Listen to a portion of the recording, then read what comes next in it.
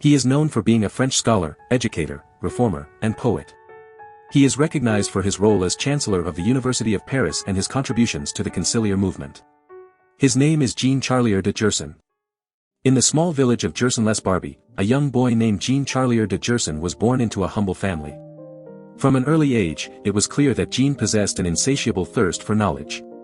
His parents recognized his potential and encouraged him to pursue his education with fervor.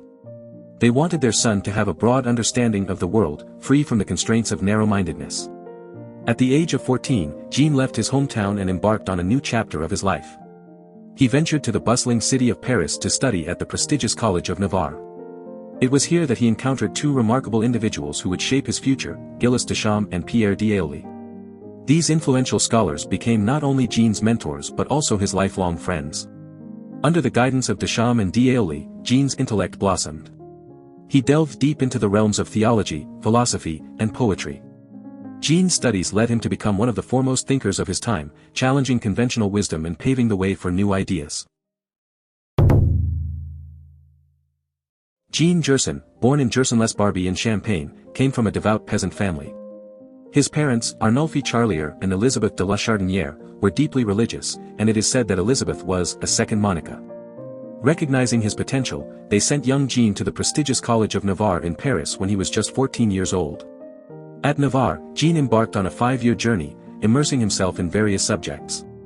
His hard work paid off, and he earned a Licentiate of Arts degree. With his thirst for knowledge unquenched, Jean then turned his attention to theology. Under the tutelage of two renowned teachers, Gilles Deschamps and Pierre d'Ailly, Jean delved into the complexities of religious studies. Pierre d'Ailly, who later became Jean's lifelong friend, was not only the rector of the College of Navarre but also the chancellor of the university. He would go on to become the Bishop of Puy, the Archbishop of Cambrai, and even a cardinal. But their relationship went beyond that of teacher and student.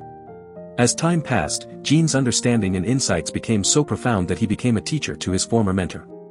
Jean Gerson's early life and education laid the foundation for his exceptional philosophical and theological contributions. His humble beginnings and the influence of his parents instilled in him a deep sense of devotion and spirituality.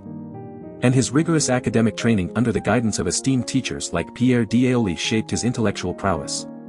The story of Jean Gerson's early life and education serves as a reminder that one's background and upbringing need not limit their potential. It is a testament to the power of knowledge and the transformative impact of mentorship.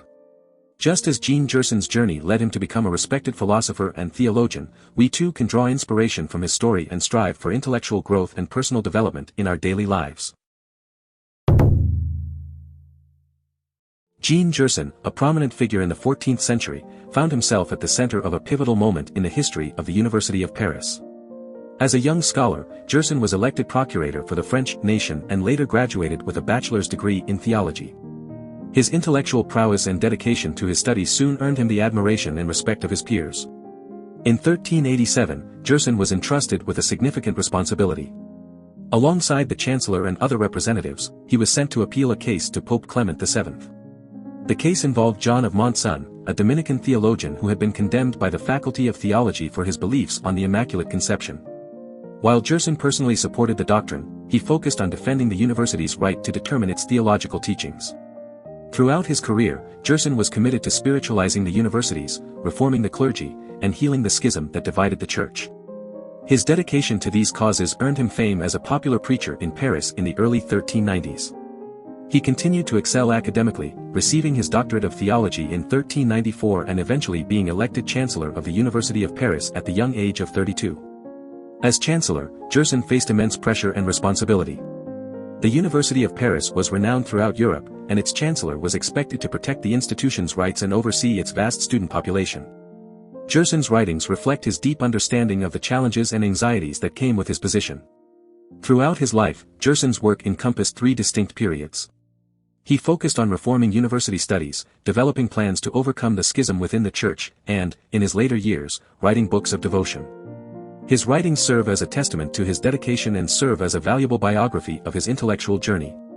Jean Gerson's contributions to the University of Paris and his commitment to spiritual and intellectual reform continue to inspire us today. His story reminds us of the importance of standing up for our beliefs, defending what is right, and working towards a better future, even in the face of adversity. Jean Gerson, known as Dr. Christianissimus, had a vision to transform the studies of the university.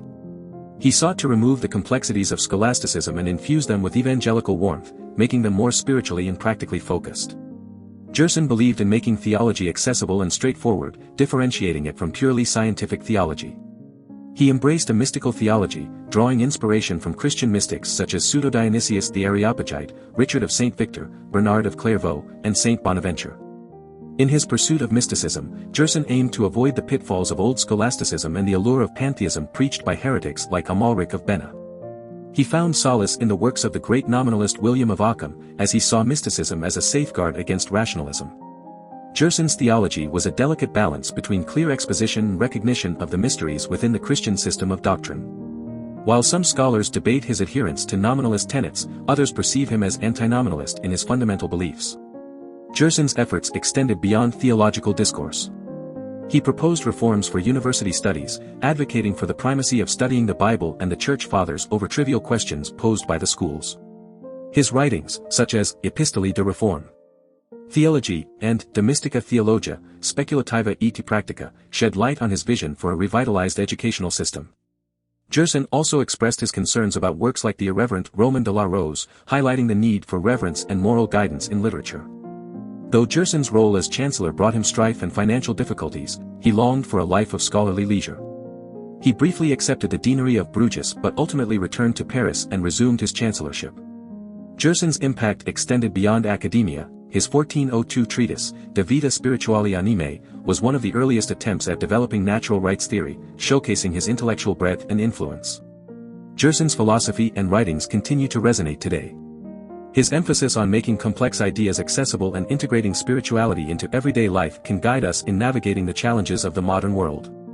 Gerson's approach encourages us to seek knowledge that is both intellectually enriching and spiritually fulfilling, reminding us of the importance of balance and the pursuit of a meaningful existence. Do you want to explore more philosophers? Who do you want to see featured next? Subscribe and leave a comment below to let me know. I'll see you in the next video.